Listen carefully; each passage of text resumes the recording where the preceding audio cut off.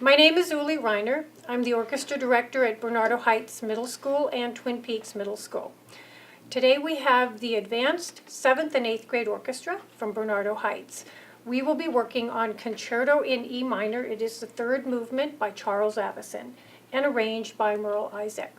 We've performed this piece and we'll also have it for an upcoming performance, and what we're working on is perfecting more details in dynamics and interpretation and making it more exciting for the audiences and for the students to enjoy as well.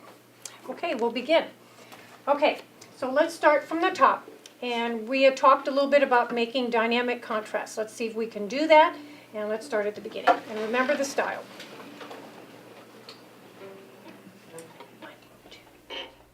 Good.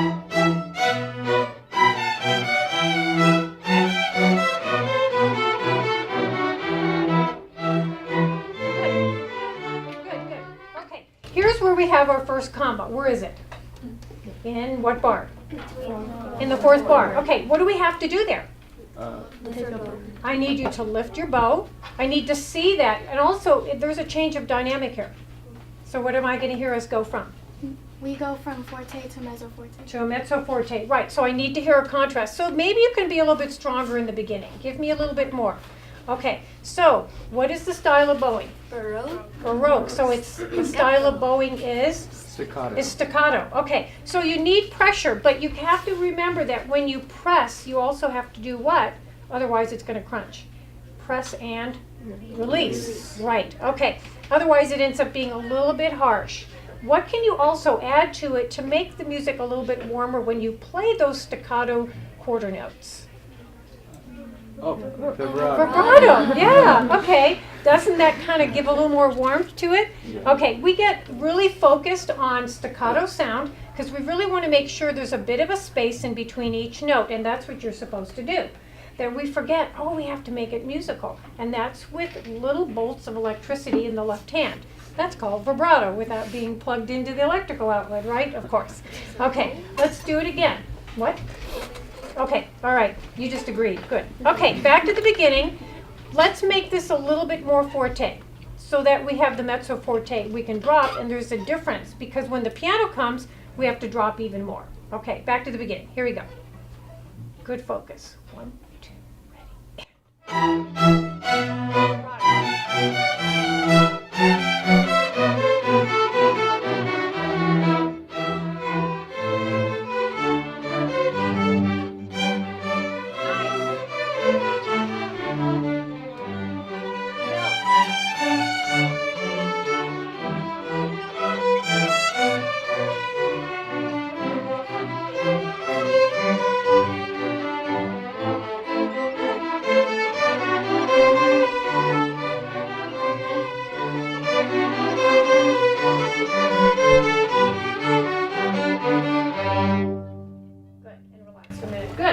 Very nice.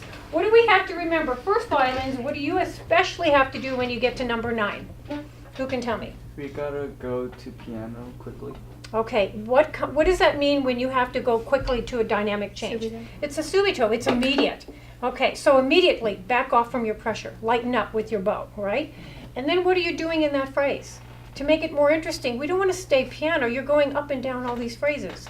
Yeah, crescendo. Make the crescendo, make the diminuendo, make it more interesting. And you, over here, you are the heartbeat. You're going to keep us together with the quarter notes. What do you have to make sure you do? There are a couple things. We listen to the first violins. You have to listen, because that really is the melody line. It's going up and down and up and down. Can you do the same thing? Can you make those little swells dynamically? Yes, but you have to make sure that you are underneath them. You have to be lower dynamic than them. Correct. If you can't hear them, then what happens? You're playing too what? Too loud. Okay. There is such a thing as a melodic piano, and then there's an accompaniment piano. Does that make sense? Mm-hmm. Okay, good. Yes?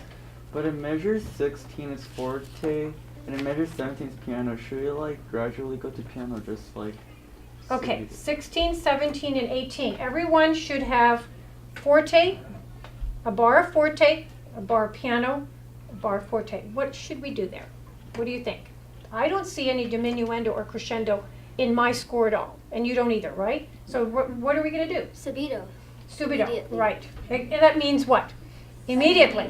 Okay, that's going to be hard to do. One measure, you're putting a lot of pressure in, and the next you have to immediately back off. But you have to also make sure that what happens to the tempo, that it stays constant.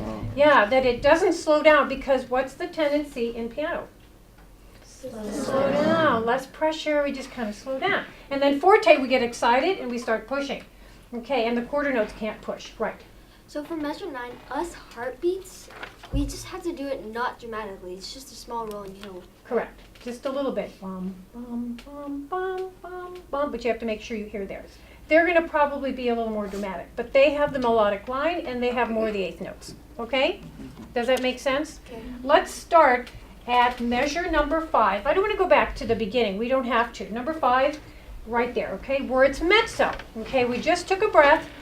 You've all looked up, and every 2 measures, what do you have to remember to do? Look up. Okay. All right, here we go. All right, measure 5. Mezzo forte. So relax a little bit. 1, 2, ready, and.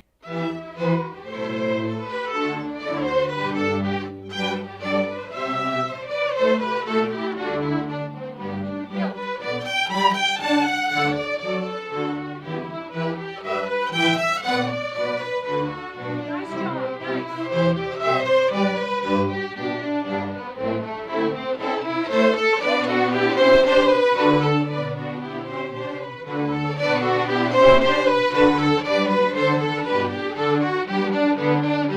Good. Okay. Was that comfortable going from forte to piano, forte to piano? It's always the downbeat of the piano that's the hardest to place off, isn't it? Because you've had all that energy go through that forte bar, and it's like, oh, then all of a sudden, can I do it? Of course you can. Do it again, once more, okay? One more time, number 9. This time, number 9. Let's start right on the piano. I'd still like a little less from the heartbeat, okay? From my quarter notes, a little bit less. 1, 2. Help me shape it a little bit more. Excellent.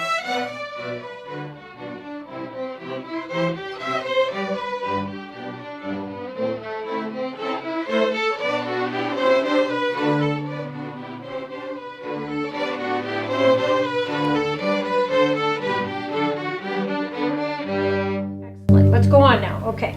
Now we're back down to a mezzo forte. So it should be softer than the forte we just ended.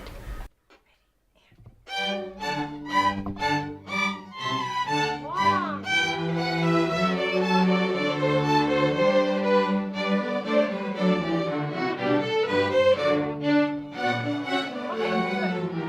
Okay, good. Okay, couple things here. The mezzo forte started very well. And in the 3rd bar here, seconds, viola, cello, bass, you have half notes.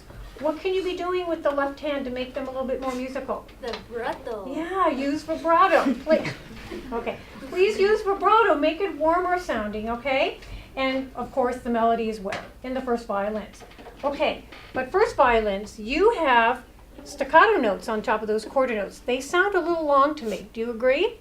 They sounded a little bit too long. Can we get them a little bit shorter, have a little more energy, and let's make sure we get a little bit of pulses of vibrato for those of you that can. I know a lot of you know vibrato and you're still working on it. If you don't use it, it doesn't really develop. That muscle will not, develop. So try to use it as much as you can. And the easiest place to use it is on whole notes or half notes. So you guys can use that, okay? This is a perfect opportunity to use that half note vibrato. And you try to do it on the quarter notes, because I know it's possible. If I can do it, you can do it. Okay, all right, second section, here we go. Hi, my name's Tim Beeland. I'm principal at Bernardo Heights Middle School in Poway Unified School District. And I'm here today to share some information about our orchestra teacher, Miss Ulli Reiner. Miss Reiner provides a wonderful opportunity for our students to continue their learning of music in the orchestra program and to prepare them to enter the music program at high school. She has so much experience in the music arena, and she's very knowledgeable of many well-known artists, and her students receive the benefit of her stories and her encouragement on a daily basis. So she is constantly letting them know about the world of music and how this experience and their performance as students is preparing them for these great opportunities in their future. Our students are thrilled to be able to come to school every day.